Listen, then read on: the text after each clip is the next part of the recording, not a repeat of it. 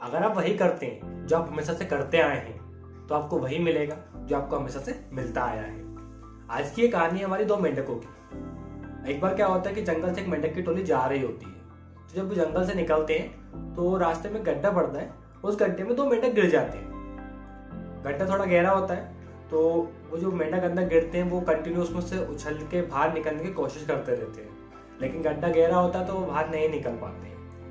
बाहर जितने मेंढक खड़े होते हैं गड्ढे के आसपास, वो गड्ढे में झांक कर कंटिन्यू ये बोलते रहते हैं कि तुम बाहर निकलने की कोशिश मत करो, तुम नहीं निकल पाओगे।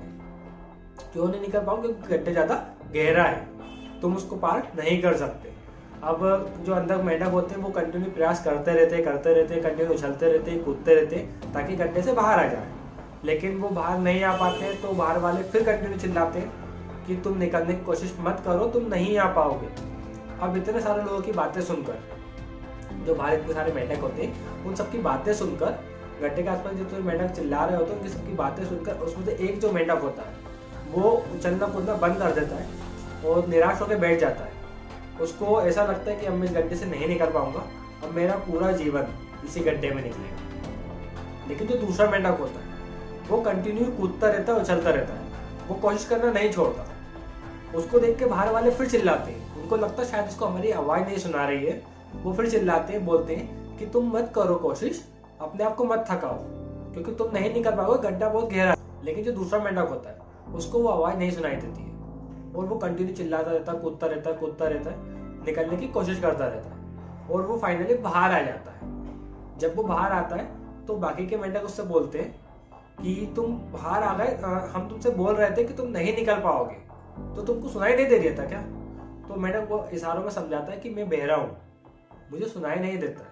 मुझे ऐसा लग रहा था कि तुम सब मिलके मेरा उत्साह बढ़ा रहे हो बाहर निकलने के लिए, इसलिए मैं निकल गया।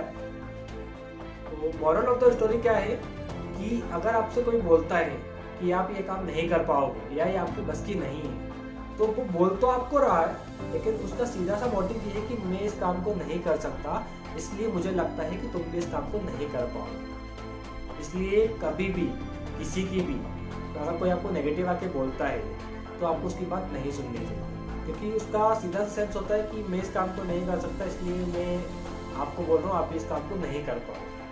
और दूसरी सीख इस कहानी से ये मिलती है कि हमें कभी भी किसी के, अगर कोई कुछ कर रहा है तो उससे कभी भी ये आकर नहीं बोलना है कि तू इस काम को नहीं कर सकता या तुम इस काम को नहीं कर पाओ, क्योंकि किसी की उम्मीद को तोड़ना बहुत बड़ा गुनाह होता है।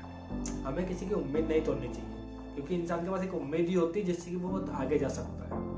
तो हमें कभी भी किसी से कुछ नेगेटिव नहीं बोलना चाहिए, और अगर कोई हमसे आगे नेगेटिव बोल रहा है तो हमको उसको सुनना ही नहीं है, हमें उसके एक कान से सुनना है, दूसरे कान से निकाल देना है, क्योंकि वो बोल तो रहा है लेकिन उसका हमारी लाइफ में इफेक्ट पड़ सकता है। इसलिए हमें कभी भी किसी की नेगेटिव बातों को सुनकर ध्यान देना ही नहीं है। तो कैसी लगी आपको हमारी ये स्टोरी, हमें कमेंट करके बताइएगा। और अगर आपको वीडियो अच्छी लगी हो तो आप हमें सपोर्ट करने के लिए चैनल को सब्सक्राइब कर सकते हैं और हमें बता सकते हैं कि आगे हम किस टॉपिक पर आपके लिए वीडियो लेकर आए। Thank you so much for watching this video. See you in the next.